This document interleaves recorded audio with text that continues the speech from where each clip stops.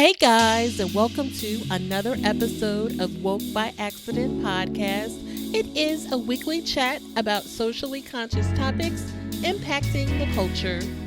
I'd like to extend my gratitude in you listening to this podcast. It means everything to me, and I hope it is clear that this subject matter is so important to me. I care about our people, our future, and making a positive change in this nation.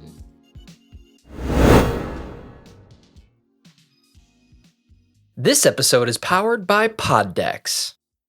Hey guys, and welcome to another episode of Woke by Accident podcast. Today we have a special guest, Aphiel Levi from the Forefront Radio. Welcome to the show, Levi.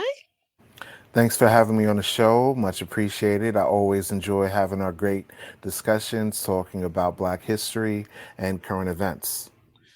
Yes, so we have some topics that I wanted to get your take on, and thank you for joining us today.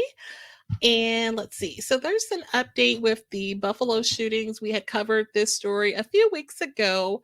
The person responsible for this matter is Peyton Gendron, who's the white gunman who went on a racist rampage, killing 10 Black people at the supermarket in Buffalo. Now, he could be facing the death penalty.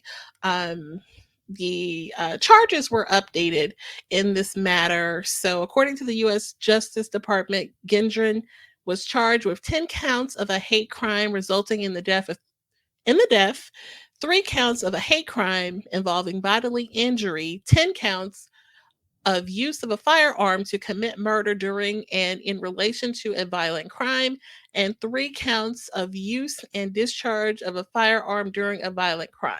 So these particular charges meet this be eligible for death penalty. So this is the update.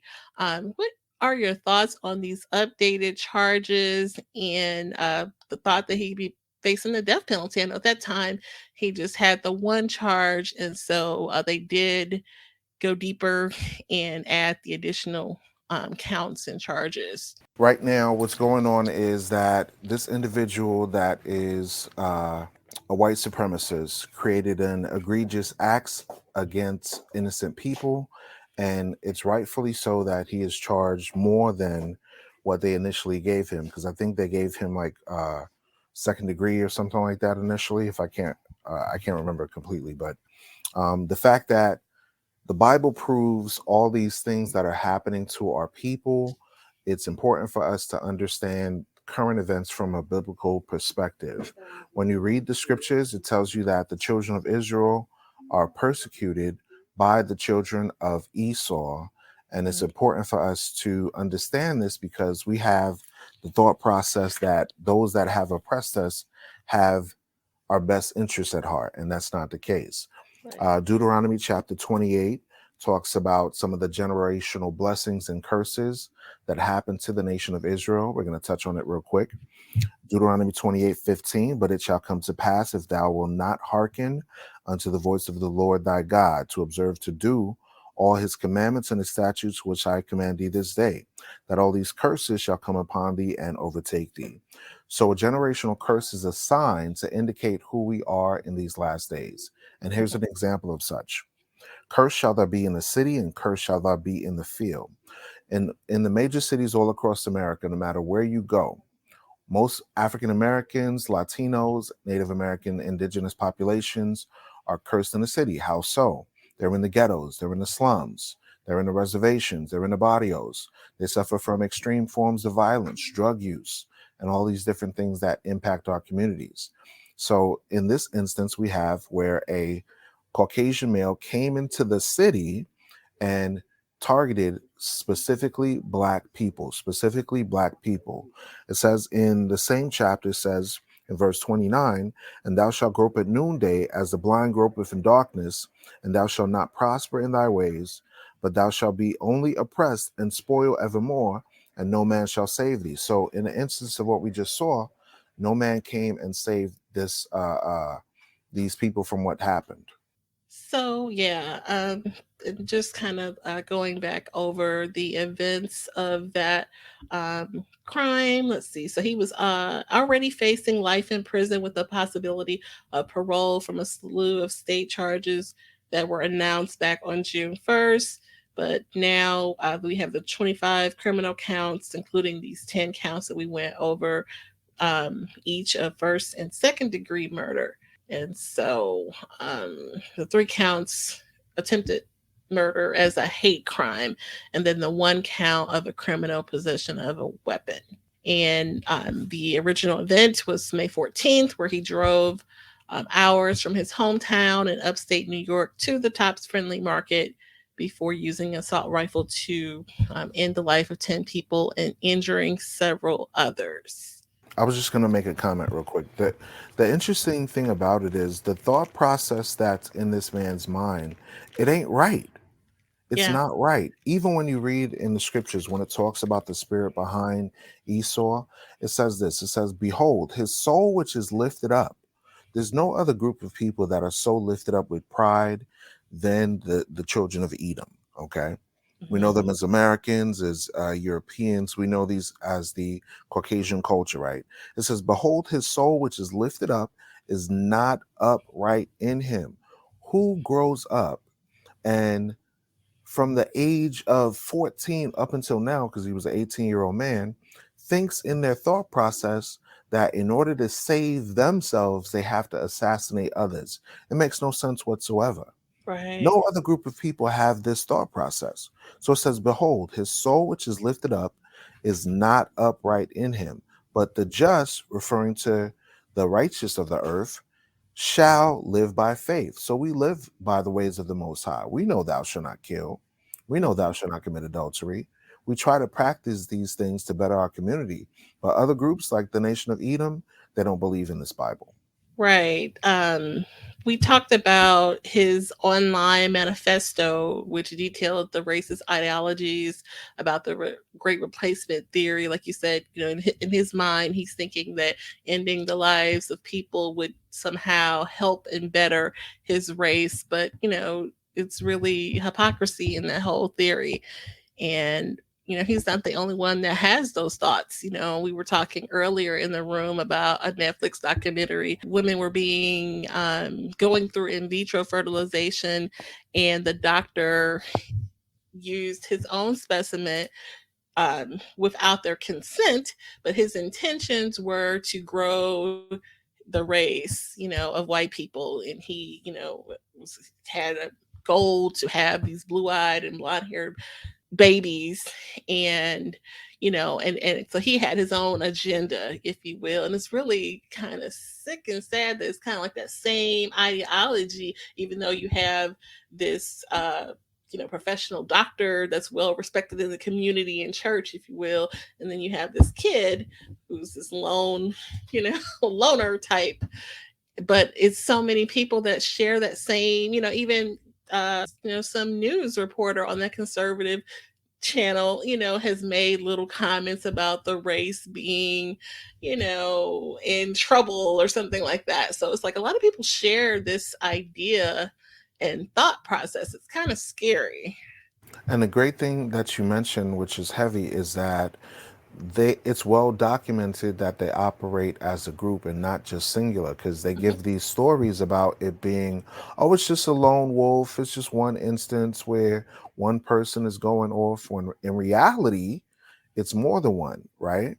Yeah. Dr. Frances Cress Welsing, she's a renowned author. She wrote about the fear of genetic annihilation, the Okay. fear that you will be outbred, and therefore more generations of other people that are non-white will take over the world. But guess what? The Bible says that we're going to take over the world anyway. So it's inevitable. It's inevitable. Mm, They're not going to reign forever. Think about this, Jen. No kingdom on this earth has ever lasted forever. The Egyptians, they went away, right? We don't yeah. know of the great Egyptian empires. The kingdom of the Babylonians, it went away. The kingdom of the Greeks, the Persians, the Romans, the Roman Catholic system that was, ruling over the planet at the time, persecuting people during the Inquisition. They're not in existence. But good Hmm. old America, they're like, make America great again. We're going to live forever. No, you're not. Yeah. You will be replaced, unfortunately. Right. Well, fortunately for us, unfortunately for them. You see what I'm saying? I But do. yeah, Yeah, that's it's interesting of how that viewpoint is interpreted, by those groups. And like you said, several people share that mindset, you know. and think about it. It stems from a guilt syndrome, right? Because in their spirit, they know that they have committed some of the greatest atrocities on the planet. They go to these political meetings, the UN summit, the Mhm. G8, the G20, and they try to exercise authority over these nations. And during their meetings, some of these nations stand up and say, look, I know you're doing bad. I know you're mistreated. Like they even had a international tribunal where they was exposing the fact that the United States of America was guilty of breaking Geneva Conventions, breaking, Mhm. human rights violations on and oppressing black people, Yeah, I pretty remember much. that. You shared that. Yeah. Hmm. Yeah. And that's why these nations they pretend like they forgot, but they remember everything. Interesting. Okay. Okay. So we'll go on to the next story I wanted to share with you guys.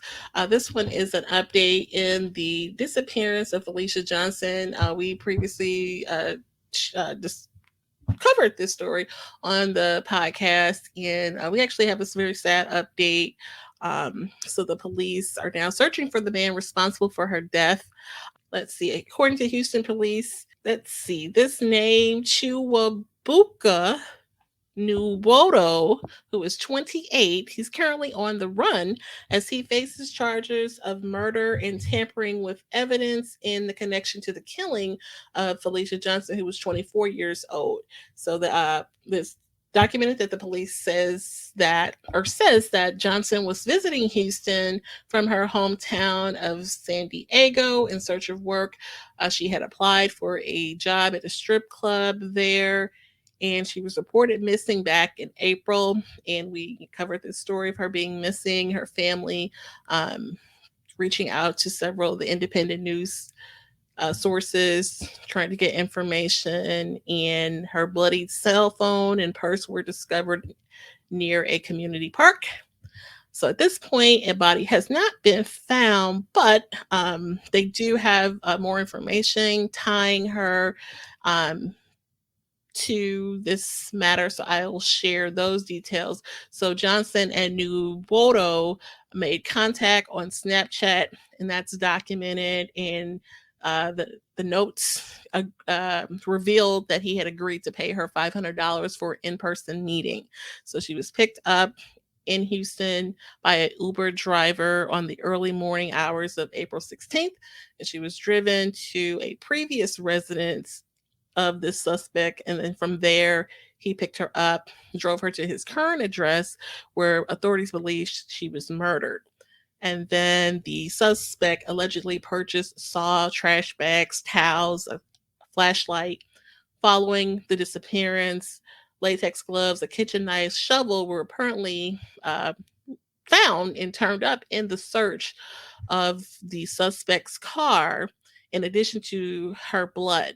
So Johnson's blood was found in the trunk and back seat of his car. So that is the tie in that they have resulted in. That she um, died, and that he's responsible. Her blood was also found in his apartment, and a search of the suspect's internet records found that he had been searching on Google how to be a serial killer, how does one plan a murder without getting caught, and things of that nature. The investigators also found photos of a dismembered woman and three other dead bodies on his phone. So, we're dealing with, possibly, someone who's responsible for more than just her death with this Noboto suspect. So he was initially arrested back on May 13th in connection with her disappearance, but he was released. And then, so he's still out there and they're looking for him. So if people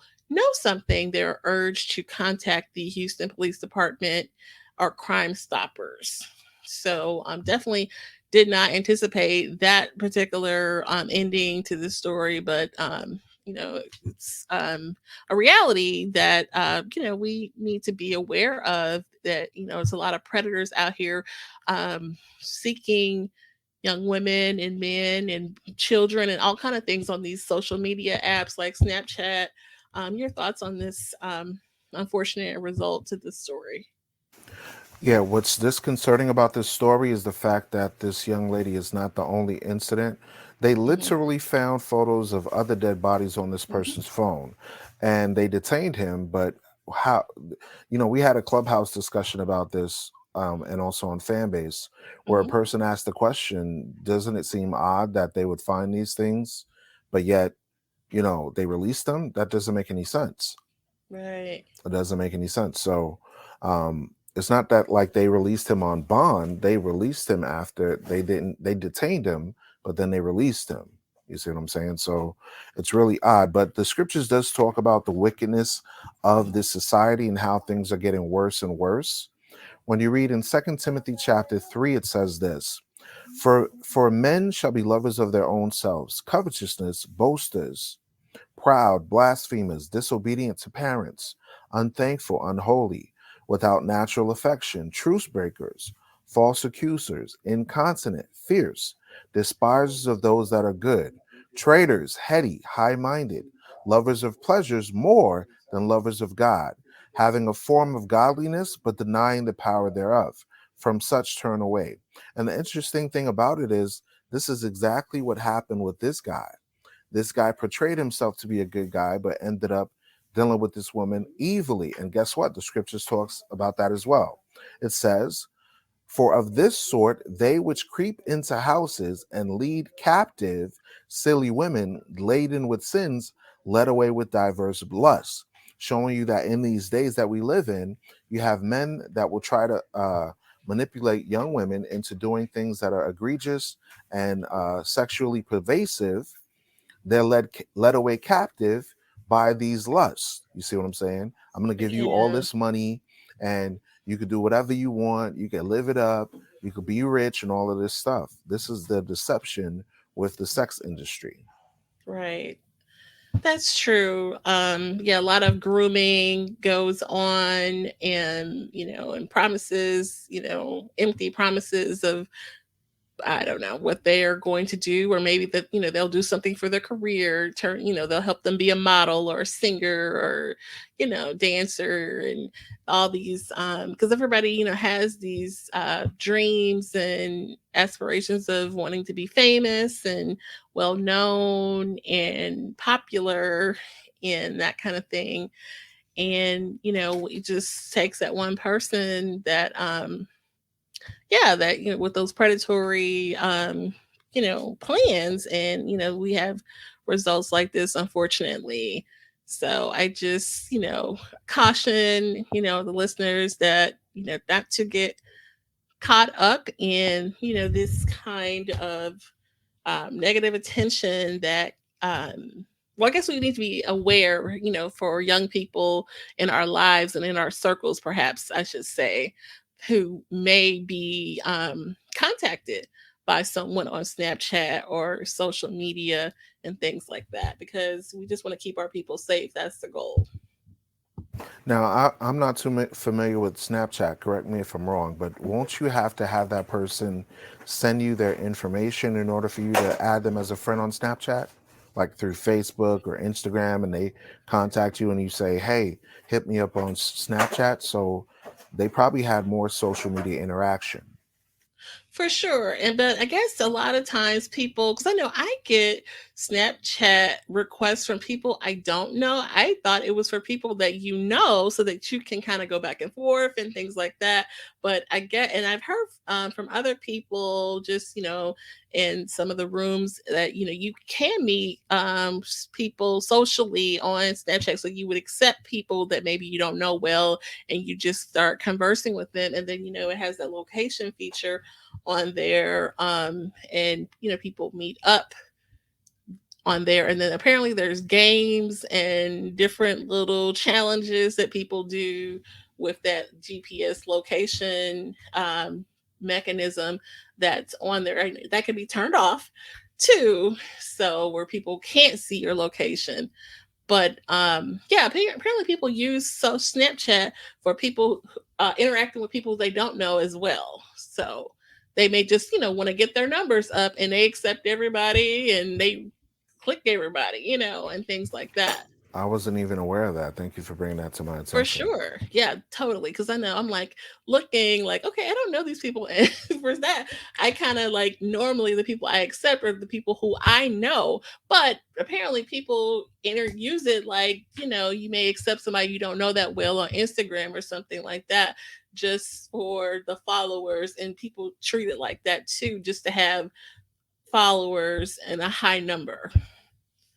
There's a lot of people that stalk people via social media, where if you add someone and they know that person or whatever the case may be, they'll follow both you and the other person that you may know, and Yes. you don't know that they're following your friend, and they're like plotting to see what's going on between you and your friend. And I see that a lot on social media where people add others and they're like, they don't message them, they don't do anything, they just follow them and see what they're doing and stuff like that. So you, especially with those between the ages of 15 to 30 Yeah. that are kind of naive, we want to make sure that we let them know that not everybody's your friend on the internet.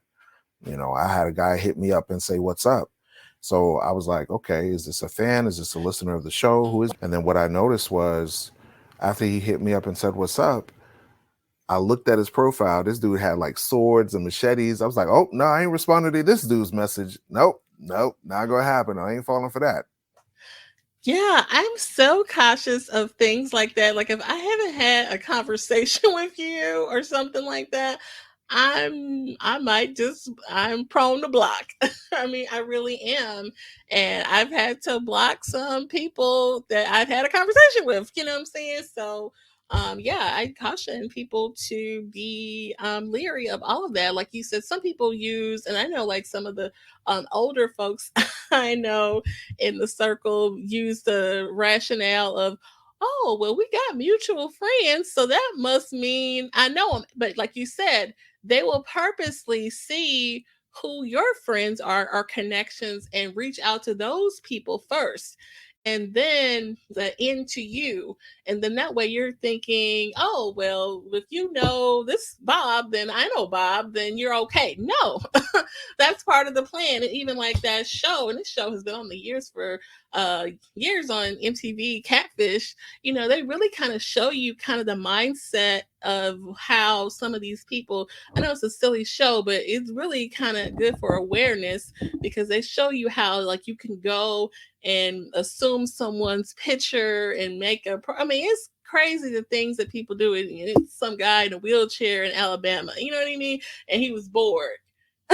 Right, right, you right. know? That's true. That's true. Very true. Yeah. It's important for us as you know, podcasters to talk on these topics because more people are interested in sports and entertainment and laugh happy-go-lucky stuff, but the real things that impact our communities they don't touch on briefly. So it's good to talk about these things and warn others, and I'm glad that we can discuss this thing in an open manner and have that interaction and dialogue, because a lot of our sisters, a lot of our brothers do engage in certain activities, stuff like sliding in the DM and all this foolishness, and they're Yeah. getting caught up. That's why when we read in the scriptures how these people that don't have natural affection, they're covenant breakers, they are disobedient to their parents, they're very arrogant, they have all these various spirits on them, you know Right. and then they go to these women and say, "Hey, I love you, I care about you, let's hang out, let's spend time with each other, this, that, and the third," and they manipulate these women and they don't even realize that they're being played. Yes. Totally. There's so many ways. That could be really a whole episode and maybe a topic for a future episode of just being cautious of that lifestyle mentality and that world, that whole underworld that goes on. um I'll take it one step further. They shouldn't even be involved with it at all. yeah. At all.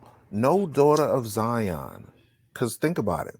God originally purposed for us to be a nation of kings and priests. There shouldn't have been no prostitutes in our community. There shouldn't have been no thoughts. There shouldn't have been no thugs, no drug dealers, no drug users or pushers, because that's not a kingdom of priestly people.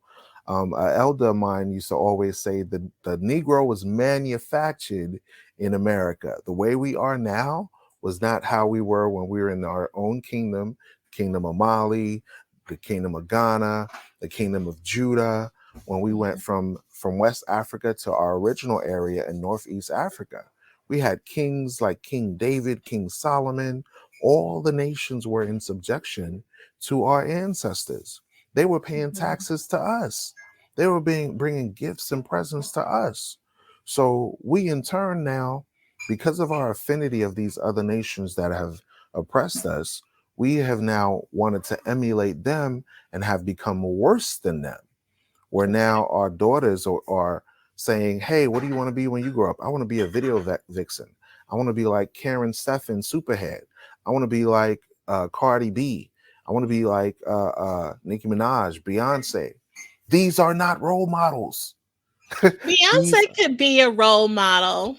what I'm saying is the image and over hypersexuality, Okay, not not too the much on Beyonce. individual. Not I too know, much on I know. She's Beyonce. like, why you gonna go on Beyonce?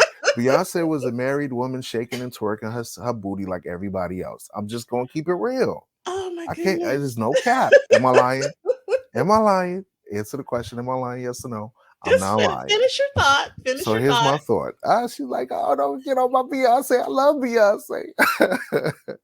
But the thought is this, sis, that the over hypersexualization of our sisters is what's being pushed in this system. Think about during slavery. You have to always include slavery and history in these discussions. Okay. This nation was a nation that purposefully created breeding farms for our men and women. That's what they did. This is the same system that over sexualizes our women. You don't see a Yes. lot of videos where they're pushing video vixens as other nationalities and groups of people. So you have to look from a historical standpoint and fast forward to now. Does that make sense? Yes. That's all It, I'm trying to say. okay. Thank you for sharing. Definitely appreciate that information, but just watch it on Beyonce. Um, She like, he's coming for Beyonce neck. Leave him alone. just send you some bees in the chat. I'm just kidding. I'm just kidding. Let's see. So we'll pivot. But rest in peace to this sister, Felicia Johnson, who lost her life in a very tragic way. And we just want our people to be safe. And we want our people to be safe and aware of what's going on out here. So let's see. There's a story out of Sanford, Florida, where two white men were arrested for violently threatening a black teen. And this is the same town, if we are familiar or remember, that Trayvon Martin was killed. So let's see. So, two Florida white men were arrested on a felony charges after they racially profiled a 16-year-old black boy. They threw a rock through his car window. The incident happened in Sanford, Florida, as we mentioned. There was a video taken by the teen, was first posted to Facebook by the boy's father on June 14th, and the next day he posted on Instagram, and this captured the incident and the exchange with the neighbor and other neighbors chiming in. We actually, let's see. So, as a result, Donald Corsi was charged with weapon offenses for sending a missile into a vehicle. He used a large rock, as in they're calling it a missile, and he launched that into the young man's vehicle, which shattered the window completely. And then Howard Hughes, the other neighbor, was charged with first degree misdemeanor battery. Both men additionally charged with criminal mischief, accusing them of causing more of $1,000 in damages. And no one was injured, but definitely kind of a disheartening event because it kind of had a racial tone to the exchange. Not kinda, it did. Let's get the It facts right. had a racial tone to um the incident and the energy from the neighbors. Let's see, did we this is one we wanted to share, is that right? Right. I think there's a video online about it. Okay, so we'll caution everyone that there is some language in this particular clip, but we do want to demonstrate what occurred. 52-year-old Donald Corsi and 61-year-old Howard Hughes face criminal charges after deputies say they attacked two teenage boys who were driving through their Lake Forest neighborhood in Sanford Tuesday night. Right here, buddy. Right here. Tell them what you were doing. This cell phone video of the confrontation was recorded by 16-year-old Jermaine Jones, who had been driving the white Mercedes. He had a 15-year-old passenger, and according to the teens, they were headed to a friend's house to spend the night when the two men yelled at them for speeding. After the teens turned the car around to leave the area, they say the men forced them to stop and attacked. Burning out racing through my neighborhood. Burning out racing through my neighborhood. Not to. Get out my face. I'm not in your face. Get out of my neighborhood. The teens say the men dented their car with a traffic cone and threw a rock through the back window. The arrest affidavit also says Hughes used the cone to hit one of the teens in the stomach. Jones's parents told West 2 News over the phone, while their son admits he was speeding, the men had no right to attack. They could have simply called the police. They could have done anything, but the audacity of them to think that they could just do what they wanted to do because it's their neighborhood, is what they said. Get out of my neighborhood. Jones's parents have obtained an attorney and want the men to face more serious charges. I personally was appalled and disgusted. I cannot believe that in 2022 that grown men would treat a child this way. I really couldn't believe it. And this was all because of the color of his skin. So as you're watching the video, you see that these two grown adult men are harassing this child. Look at the damage to the vehicle. The whole entire window is bust wide open. And he's driving in a Mercedes Benz, and they're harassing him, jumping in his face. Two adult men harassing a child. He's 16 years old. He barely got his permit or his license. He's probably driving his father's vehicle. And he drives in the neighborhood, and these race soldiers decide that they're police officers. Right. And they decide to come and harass a child. Bust all up. What would prevented these men, these adult men, from doing the same thing that happened to the young brother in Florida again, or was it Georgia? Right? Those two gentlemen, that was Georgia actually. Those two gentlemen Georgia. that jumped out of the car for a young man that was just jogging in the neighborhood, and they shot him down. So what's the difference between those two stories? These are two adult men harassing a child. Okay, this is showing you that there's nothing new under the sun. When you read the Bible, it says this in Ecclesiastes chapter 7, verse 7. It says, surely oppression makes a wise man mad, and a gift destroyeth the heart. So while you're watching that video, you realize that this young man, this child, is being oppressed by adults. Okay, grown adult men that are above 30, maybe above 40, that have reasoning skills, intellectual maturity, emotional intelligence, should know how to deal with things appropriately.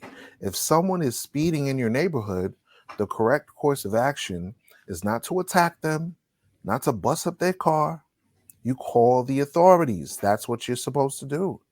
Right. But what's retarded about this is they already bust the kid's window for his Mercedes, and then turn around and go back to his car, in the back of his car, and record his license plate as if they're going to report it to the police officer. That Yeah. doesn't make no damn sense.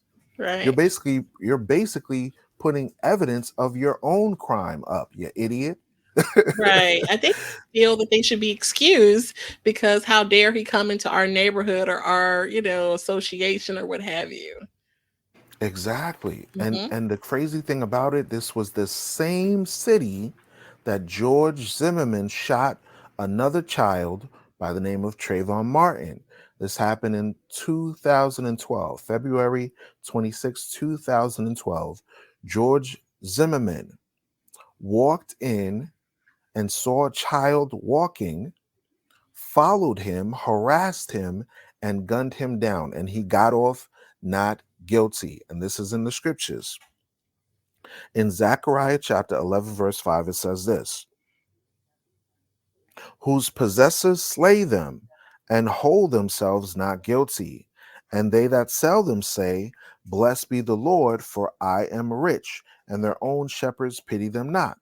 We in the United States of America, whenever we're targeted, assassinated, harassed by the nation of Edom and their descendants, they hold themselves not guilty. And we see that with Trayvon Martin and other accounts where a lot of our people are gunned down in the streets, and there's no accountability that we see that happens. Yeah, definitely a racial matter. Glad that they were charged as they should be. And it's just interesting that, it had to be the same type of, um, nice community association. So it really does kind of bring you back to the Trayvon Martin situation because that subdivision or what have you was, them saying you don't belong here and things like that. It really just brings you back. So it's kind of interesting And that. it's racial. It's racial whenever you hear white people say, get out of my neighborhood. They never say get out of our neighborhood, like we talking Hmm. about collectively with Chinese and other people. No, get out of my neighborhood. It was three Caucasian people there at the scene. Hmm. Okay. And you don't belong here. Yeah. Exactly. Right. So two male, one female. Guess what? That female that was recording should have been charged as well as an accessory Mm. because she didn't do anything to prevent the situation. She was just sitting there trying to record it. And I could probably assure you that before she was recording, she was probably egging these dudes on. You have to understand, white supremacy is just not a white male situation. Their females as well Yeah. promote these things. Okay, their churches, their politicians, they promote this. This is a group think culture. Okay, That's they true. don't operate individually, they work as a group. So imagine he's in the car, right? The Caucasian male is in the car driving, minding his own business. His wife says to him, oh, you see that Negro boy? This is your Karen here. You see that Negro boy? He's over there driving too fast in our neighborhood. Do something about it, Chuck. And Chuck comes out of the car all riled up. He's like, I gotta handle this. I gotta defend white supremacy. This is what they do. This is what they do.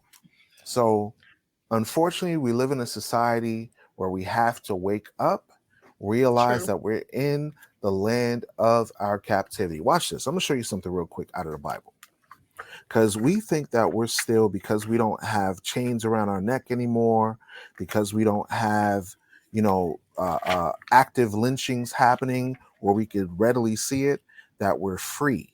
But in reality, we're still in the land that we were taken to in captivity. Watch this.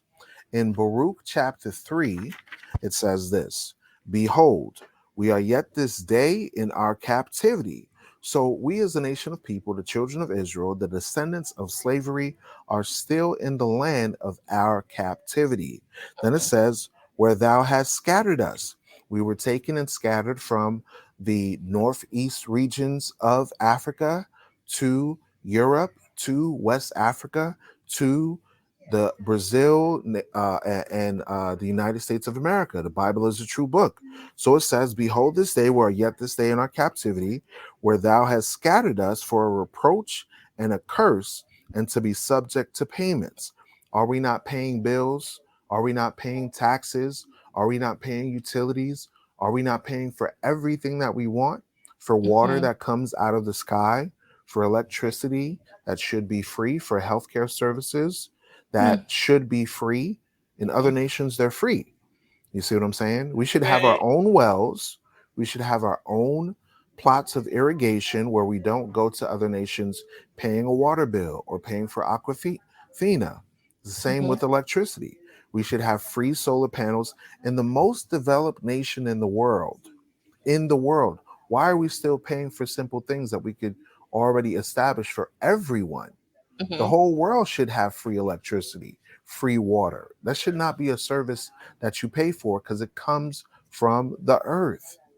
So it Right. says once again, "Behold, we are yet this day in our captivity, where thou hast scattered us for a reproach and a curse." God sent generational curses to the children of Israel due to disobedience to God's laws. And in order to fix that, we must turn back to God's laws in order to help our people get restored, because there's a direct correlation between blessings and obedience. Mm-hmm. Blessings and obedience. Obedience equals generational blessings. Mm-hmm. Disobedience equals generational curses, generational trauma, slavery, and oppression. That's why you see that with the Buffalo situation. That's why you see that with the situation with the young lady that got killed. That's why you see that with this young man driving around minding his own business and the heathen nations. That's a curse. Yeah. That's not a blessing. Somebody coming and cussing you out and busting your window open just because you're minding your own business and you want to be left alone. They don't want to leave us alone. No matter how many times we say, "Hey, we don't got no problem with y'all. Stop it. Stop dealing with us." We march, we protest, we do all these things. But guess what? The only hope that we have is returning back to the covenant of our ancestors, fixing what our ancestors got wrong in order for the Black Messiah to come and save us. We got to do right by one another. We got to have unity. It's like we allergic to the word unity. We got to have unity. We got to have love. We got to have compassion for Yeah. one another. That's our solution. Right. Yeah, definitely. Um, Anything else on this particular story? The scripture says in the last days that many of us will awaken to the truth Hmm. of the state that we're living in. Okay, right now there are blinders over the people because they don't have a true foundation of understanding biblical prophecy, history, and current events. The Bible says that the man of sin has to be revealed, the son of perdition. This is clearly speaking of the descendants of the Roman Empire. They are the ones that have deceived the earth to Hmm. worship them. But in these last days, many are understanding that the man of perdition or the man of sin or the lawless one was the image of that same male that you saw that bust the window of that child. So, in Yeah. conclusion, as far as my thoughts, we have to wake up. We have to wake up to righteousness. We have to wake up to who we are so that way we can restore the decayed estate. And once we do that, these nations that have mistreated us will be judged. Hmm. Thank you for sharing that. So we'll pivot to our last story here. We wanted to acknowledge Juneteenth. So last year on June 17th, 2021, President Biden signed a bill that officially made Juneteenth a federal holiday. And it is the nation's 12th federal holiday and the first new one since Martin Luther King Day, which was signed into law in 1983. Juneteenth is a celebration of the emancipation of the last slaves in the United States. President Abraham Lincoln issued the Emancipation Proclamation on September 22nd, 1862, but it took nearly 3 more years before the full emancipation was achieved. So, nearly 2 years after the signing, Union soldiers arrived in Galveston, Texas on June 19th, 1865, to announce that the Civil War had ended and that the slaves were free.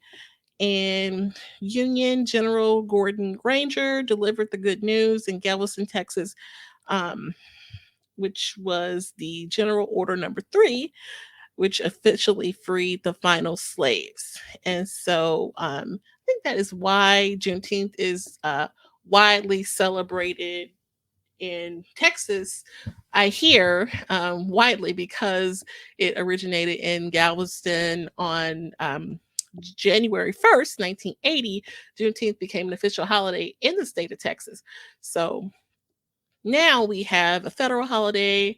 So that's pretty cool. And I'm glad that it took this long for it to be recognized in a major way. Your thoughts on Juneteenth?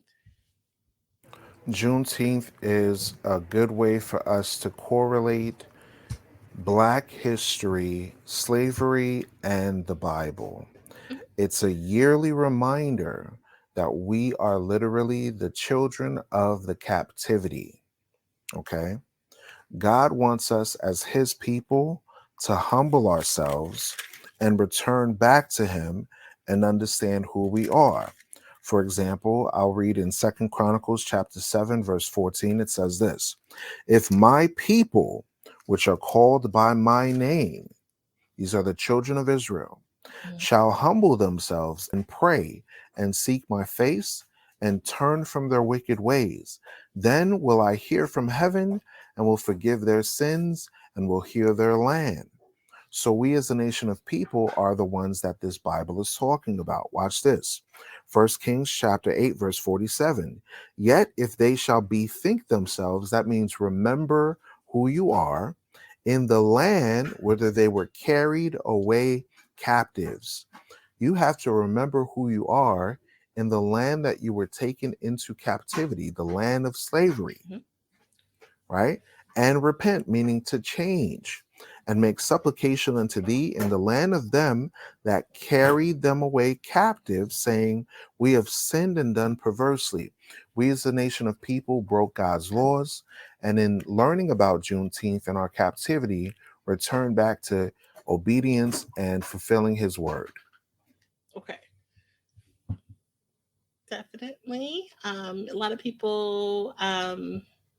Let's see what this says. We use Juneteenth to celebrate contributions of African American to the fabric of the country and to reflect on our rich history, which you referenced the history and the culture and things like that. I know last year I went to a Juneteenth festival here in St. Louis, and it was like a Black business fair with entrepreneurs kind of having a pop up shop showing their products and selling their products and things like that. So, hopefully, you guys as listeners were able to take a moment to reflect or support a Black business or do something of that nature for Juneteenth.